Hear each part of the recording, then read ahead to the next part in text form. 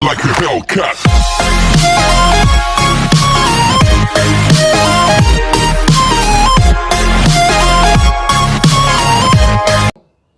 स्वागत है आप सबका मेरे अपने चैनल डी सर एकेडमी में। मित्रों, केबीसी शुरू होने वाला है, ये तो सब आप लोगों को मालूम ही होगा और केबीसी की तैयारी आप सब लोग कर रहे होंगे ज़ोरों से। तो इस समय में केबीसी का जो स्पेशल सेट है जीके का, जो केबीसी में पूछे जाते हैं क्वेश्चन, है ना, तो वही मैं आप लोगों के लिए ला रहा हूँ कलेक्शन। बहुत इम्पोर्टेंट बेहद अच्छे क्वेश्चंस हैं, तो वीडियो को पूरा देखिए और तैयारी अपनी बरकरार करिए, है ना, केबीसी के लिए। तो आइए देखिए, शुरू करते हैं। पहला क्वेश्चन आपका है, बचत बैंक खाते पर ब्याज दर का निर्धारण कौन करता है। ये बहुत ही इम्पोर्टेंट क्वेश्चन है, खासतौर से केबीसी के लिए। आप केबीसी की तैयारी करिए अपनी। तो इसमें 4-5 ऑप्शन हैं और पहला ऑप्शन है ए संबंधित bank, option B RBI, option C भारतीय बैंक संघ, ऑप्शन डी भारत सरकार और ऑप्शन ई भारत बैंकिंग संहिता और मानक बोर्ड। तो इसका करेक्ट आंसर हो जाएगा ऑप्शन ए संबंधित बैंक। जिस बैंक में खाता है वही ब्याज की दर का निर्धारण करता है। अलग अलग बैंकों का अपना अलग अलग मतलब जो है ब्याज इंटरेस्ट रेट होता है। तो अगला क्वेश्चन कर लेते हैं। कई बार हम बैंकिंग परिचालकों में सीबीएस शब्द पढ़ते हैं। इस शब्द सीबीएस में सी अक्षर का पूर्ण रूप क्या है। अब इसके ऑप्शन हैं, option A core, option B credit, option C continuous, option D complete, option E इनमें से कोई नहीं। तो इसका करेक्ट आंसर हो जाएगा ऑप्शन ए कोर होता है। सीबीएस शब्द का अर्थ है बैंकिंग क्षेत्र में कोर होता है। तो ए ऑप्शन इसका करेक्ट हो जाएगा। अगला क्वेश्चन है, नेक्स्ट क्वेश्चन कर लेते हैं। निम्न में से कौन सा कार्य वाणिज्यिक बैंक का नहीं है। यानी जो कॉमर्शियल बैंकें होती हैं, है ना, उनमें से कौन सा कार्य नहीं करती हैं वो। ऑप्शन ए परियोजना वित्त देना, ऑप्शन बी म्यूचुअल फंड बेचना, ऑप्शन सी सीआरआर यानी रिपो दर, एसएलआर आदि जैसी नीतिगत दरें तय करना, ऑप्शन डी ग्राहकों की ओर से भुगतानों का निपटान और ऑप्शन ई ए सभी बैंकों के कार्य हैं। तो इसका जो करेक्ट आंसर हो जाएगा वो ऑप्शन सी हो जाएगा। सीआरआर यानी रिपो दर या एसएलआर आदि जैसी नीतिगत दरें तय करता है वाणिज्यिक बैंक का कार्य नहीं है ये आरबीआई का है। तो इसका सी ऑप्शन करेक्ट हो जाएगा मित्रों। अगला क्वेश्चन कर लेते हैं। अगला क्वेश्चन है नेक्स्ट, राष्ट्रीय शेयर बाजार पर शुरू किए गए म्यूचुअल फंड प्लेटफॉर्म पर सूचीबद्ध पहला म्यूचुअल फंड निम्नलिखित में से कौन सा था। इस तरीके के इसी पैटर्न पे क्वेश्चन पूछे जाते हैं केबीसी में। तो ऑप्शन ए है UTI mutual fund, option B SBI mutual fund, option C LIC mutual fund, option D bank of Baroda mutual fund, option E इनमें से कोई नहीं। तो इसका करेक्ट आंसर हो जाएगा option A UTI mutual fund. अगला क्वेश्चन कर लेते हैं। बेहद इंपॉर्टेंट क्वेश्चन है ये केबीसी के लिए। निम्नलिखित में से कौन सा एक प्राइवेट सेक्टर का बैंक है। यानी ये बताना है जो प्राइवेट सेक्टर की बैंक है, गवर्नमेंट का कोई उसमें मतलब जो है किसी भी तरीके कोई वर्चस्व नहीं है। तो ऑप्शन ए है ICICI bank, option B HDFC, option C bank of Punjab, option D उपरोक्त सभी, ऑप्शन ई इनमें से कोई नहीं। तो इसका करेक्ट आंसर हो जाएगा ऑप्शन डी उपरोक्त सभी। यानी कि इसमें पूछा गया कि कौन सा एक प्राइवेट सेक्टर का बैंक है। तो देखिए, आईसीआईसीआई बैंक प्राइवेट सेक्टर की है, एचडीएफसी प्राइवेट सेक्टर की है, बैंक ऑफ पंजाब भी प्राइवेट सेक्टर की है। तो ये तीनों प्राइवेट सेक्टर की हैं। तो इसमें से जो ऑप्शन डी है करेक्ट सभी, ये आपका करेक्ट आंसर हो जाएगा। तो ऑप्शन डी करेक्ट हो जाएगा। अगला क्वेश्चन कर लेते हैं। वीजा द्वारा भारत में कब पहला क्रेडिट कार्ड शुरू किया गया था? यही वो क्वेश्चन है जो केबीसी में पूछे जाते हैं मित्रों, तो इनको बहुत अच्छे से तैयार करिए आप। मैं बड़ी मुश्किल से आप लोगों के लिए सेट बनाता हूँ, पढ़ाई करिए, रिवीजन भी करते रहिए। तो वीजा द्वारा भारत में कब पहला क्रेडिट कार्ड शुरू किया गया था? अब ऑप्शन ए है 1980, option B 1981, option C 1983, option D 1985। अब इसमें कौन सा हो जाएगा करेक्ट आंसर? गैस करिए मित्रों। तो इसमें करेक्ट ऑप्शन हो जाएगा ऑप्शन बी 1981। यानी वीजा द्वारा भारत में जो पहला क्रेडिट कार्ड शुरू किया गया था वो 1981 में शुरू किया गया था। ध्यान रखिए इसको आप। अगला क्वेश्चन है, देश का पहला गोल्ड कार्ड वीजा द्वारा कब शुरू किया गया था? यानी बहुत ही इंपॉर्टेंट क्वेश्चन है ये।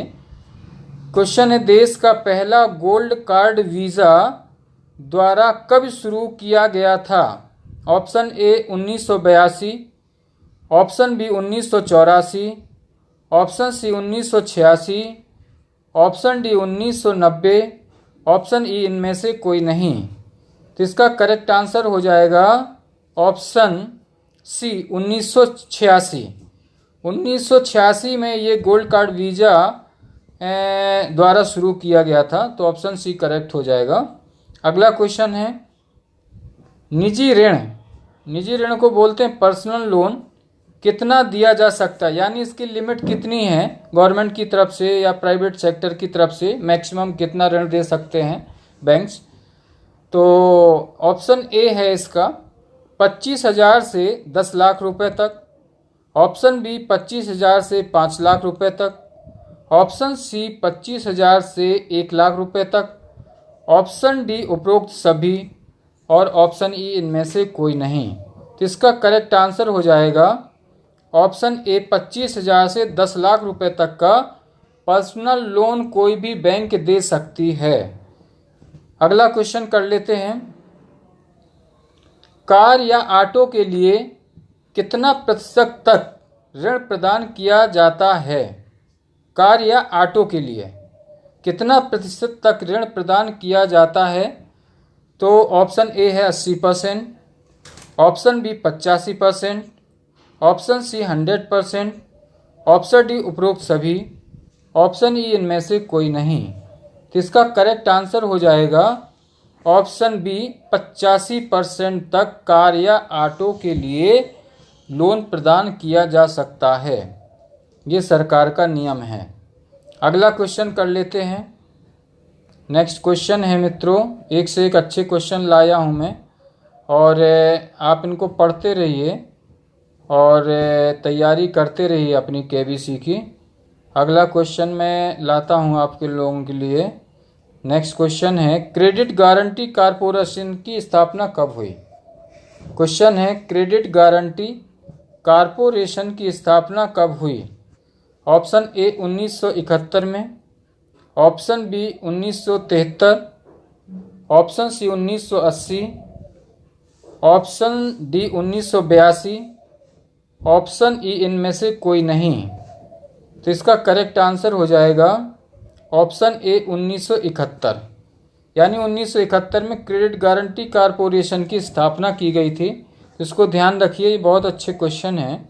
अगला क्वेश्चन है, नई लोक एरिया बैंक के लिए सरकार ने कब स्वीकृति दी?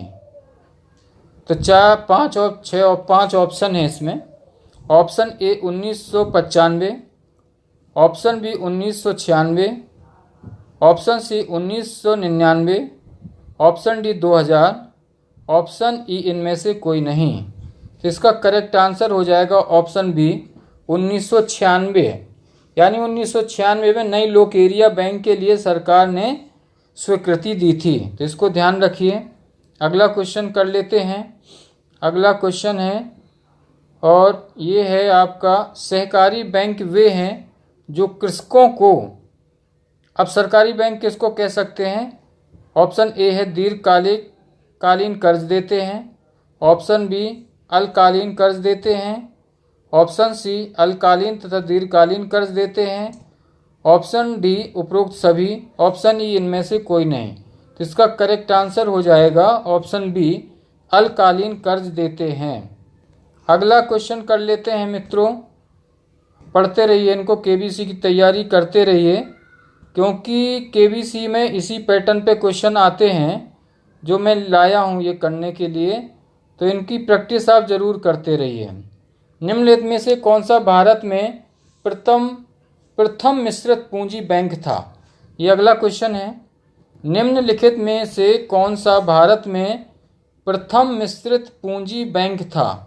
ऑप्शन ए है bank of Hindustan, option B Punjab national bank, option C bank of Calcutta, option D bank of Bengal, option E इनमें से कोई नहीं। तो इसका करेक्ट आंसर हो जाएगा option A bank of Hindustan. अगला क्वेश्चन कर लेते हैं मित्रों, पढ़ते रहिए, ये क्वेश्चन बहुत ही इम्पोर्टेंट क्वेश्चन है आपके केबीसी के लिए। तो क्वेश्चन नेक्स्ट है, निम्नलिखित में से कौन सा बैंक उसके राष्ट्रीयकरण वर्ष से सुमेलित नहीं? यानी ये बताना है कि एक जो पर्टिकुलर बैंक है वो किस सन में राष्ट्रीयकृत हुई थी और उसमें सुमेलित नहीं है, यानी एक गलत ऑप्शन होगा, तो बताना है आपको वो कौन सा है। Option A state bank of Indore 1959, option B Allahabad bank 1959, option C Andhra bank 1980, option D bank of Baroda 1969 और ऑप्शन ई इनमें से कोई नहीं। तो इसका करेक्ट आंसर हो जाएगा ऑप्शन बी इलाहाबाद बैंक 1959, यानी इसका ये राष्ट्रीयकरण वर्ष नहीं है, तो इसका ये बी ऑप्शन करेक्ट हो जाएगा। अगला क्वेश्चन कर लेते हैं। नेक्स्ट है मित्रों, पढ़ते रहिए, ये क्वेश्चन सब रिवाइज करते रहिए, मैं आप लोगों के लिए बहुत अच्छे अच्छे क्वेश्चन ला रहा हूँ। अगला क्वेश्चन है, विदेशों में सबसे अधिक शाखाएं निम्न में से सार्वजनिक क्षेत्र के किस बैंक की हैं? यही वो क्वेश्चन है जो केबीसी में पूछे जाते हैं, वो आप लोग ढूंढते हैं इधर उधर, तो मैंने अच्छा एक कलेक्शन कर दिया है, इसको आप मेहनत से पढ़ते रहिए। क्वेश्चन है, विदेशों में सबसे अधिक शाखाएं निम्न में से सार्वजनिक क्षेत्र के किस बैंक की हैं? तो ऑप्शन ए है bank of India, option B bank of Baroda, option C Punjab national bank, option D corporation bank, option E इनमें से कोई नहीं। तो इसका करेक्ट आंसर हो जाएगा ऑप्शन ई इनमें से कोई नहीं, यानी ऐसी कोई बैंक नहीं है इनमें से जो विदेशों में जिसकी सबसे अधिक शाखाएं हों सार्वजनिक क्षेत्र की। अगला क्वेश्चन कर लेते हैं मित्रों, इनको पढ़ते जरूर रहिए आप, क्योंकि पढ़ेंगे नहीं, रिवीजन नहीं करेंगे तो तैयारी नहीं हो पाएगी, है ना। ये क्वेश्चन बहुत इंपॉर्टेंट है, अच्छे क्वेश्चन मैं लाया हूँ तैयारी के लिए। तो इनकी तैयारी के लिए क्या है कि आपको पढ़ना पड़ेगा, मेहनत करनी पड़ेगी। अगला क्वेश्चन है मित्रों, हिल्टन यंग आयोग के सुझाव पर सरकार ने केंद्रीय बैंक की स्थापना हेतु सर्वप्रथम कब एक विधेयक विधानसभा में प्रस्तुत किया जो दुर्भाग्यवश पारित नहीं हो सका? तो ऑप्शन ए है 1927, option B 1930, option C 1933, option D 1934, option E इनमें से कोई नहीं। तो इसका करेक्ट आंसर हो जाएगा ऑप्शन ए 1927। अगला क्वेश्चन कर लेते हैं मित्रों, और ये क्वेश्चन ऐसे हैं कि जिनका रिवीजन बहुत ही ज़रूरी है, इम्पॉर्टेंट है। अगला क्वेश्चन है, भारत में प्रथम पूर्णतया भारतीय मिश्रित बैंक कौन सा था जिसकी स्थापना 1881 में हुई थी? मिश्रित बैंक बतानी है। तो ऑप्शन ए है peoples bank, option B Awadh वाणिज्यिक bank, option C bank of Bengal, option D imperial bank, option E इनमें से कोई नहीं। तो इसका करेक्ट आंसर हो जाएगा ऑप्शन बी अवध वाणिज्य बैंक। ये मिश्रित बैंक थी जिसकी स्थापना 1881 में हुई थी। अगला क्वेश्चन कर लेते हैं मित्रों, बहुत ही इंपॉर्टेंट क्वेश्चन है ये। 1921 में कौन कौन से बैंकों का विलय कर इंपीरियल बैंक की स्थापना की गई? मोस्ट इम्पॉर्टेंट फॉर केबीसी, इसको जरूर करिए आप। 1921 में कौन कौन से बैंकों का विलय कर इंपीरियल बैंक की स्थापना की गई? क्वेश्चन का मतलब ये कौन कौन से बैंकों को टाई अप कर दिया था, मिला करके एक इंपीरियल बैंक बनाई गई थी। तो ऑप्शन ए है Punjab national bank, option B Awadh national bank, option C people's bank, option D उपरोक्त सभी, ऑप्शन ई इनमें से कोई नहीं। तो इसका करेक्ट आंसर हो जाएगा ऑप्शन ई, इनमें से कोई बैंक नहीं है जो विलय करके इंपीरियल बैंक बनाई गई थी। तो लास्ट वाला ऑप्शन करेक्ट है ई। अगला क्वेश्चन कर लेते हैं मित्रों, और ये करते रहिए, प्रैक्टिस बहुत ज़रूरी चीज़ है। अगला क्वेश्चन है भारत सरकार की निम्न में से कौन सी योजना स्वास्थ्य क्षेत्र से जुड़ी हुई है। तो ऑप्शन ए है NRDP, option B IRDP, option C ASHA, option D Bharat Nirman, option ई ये सभी। तो इसका करेक्ट आंसर हो जाएगा ऑप्शन सी ASHA, ये स्वास्थ्य विभाग स्वास्थ्य क्षेत्र से जुड़ी हुई है। अगला क्वेश्चन कर लेते हैं, जो कि बहुत ही इम्पोर्टेंट क्वेश्चन है ये आपके, इनकी प्रैक्टिस ज़रूर करते रहिए मित्रों, ये बहुत ही इम्पोर्टेंट क्वेश्चन है। अगला क्वेश्चन है आपका, बैंकों को राष्ट्रीय नियोजन की मुख्य धारा से जोड़ने के उद्देश्य से सरकार ने कब 14 बड़े व्यापारिक बैंकों जिनकी जमाएं 50 करोड़ रुपए से अधिक थीं राष्ट्रीयकरण कर दिया। ऑप्शन ए 10 जुलाई 1968, ऑप्शन बी 19 जुलाई 1969, ऑप्शन सी 15 अगस्त 1969, ऑप्शन डी 16 सितंबर 1969, ऑप्शन ई इनमें से कोई नहीं। इसका करेक्ट आंसर हो जाएगा ऑप्शन बी 19 जुलाई 1969। अगला क्वेश्चन है मित्रों, बहुत ही इंपॉर्टेंट क्वेश्चन है। सबसे पहले फ्रांस में सन 1952 ईस्वी में क्रेडिट की स्थापना हुई, उसे भूमि बंधक बैंकों का जनक कहा जाता है। हमारे देश में सहकारी भूमि बंधक बैंक की स्थापना सबसे पहले पंजाब में कब हुई थी, यानी उसका सन बताना है। तो option A 1920, option B 1925, option C 1935, option D 1940। तो इसका करेक्ट आंसर हो जाएगा ऑप्शन ए 1920। अगला क्वेश्चन कर लेते हैं, जो कि बहुत ही इंपॉर्टेंट क्वेश्चन है केबीसी के लिए और अदर एग्जाम के लिए। सबसे पहले सेविंग्स बैंक की स्थापना हैम्बर्ग में कब हुई। तो ऑप्शन ए है 1760, option B 1765, option C 1770, option D 1775, option इनमें से कोई नहीं। तो इसका करेक्ट आंसर हो जाएगा ऑप्शन बी 1765। अगला क्वेश्चन है मित्रों, और ये आप प्रैक्टिस ज़रूर करते रहिए, क्योंकि जो ये क्वेश्चन है ये बहुत ही इम्पोर्टेंट क्वेश्चन है केबीसी के लिए। अगला क्वेश्चन है, भारत में वाटर शेड विकास के लिए आरंभ की गई योजना का संक्षिप्त नाम निम्न में से कौन सा नहीं है। तो ऑप्शन ए है DPAP, option B DDP, option C VHNDS, option D IWDP, option E Hariyali. तो इसका करेक्ट आंसर हो जाएगा ऑप्शन बी DDP। अगला क्वेश्चन कर लेते हैं मित्रों, बैंक ऑफ इंग्लैंड की स्थापना कब हुई थी। Very important question.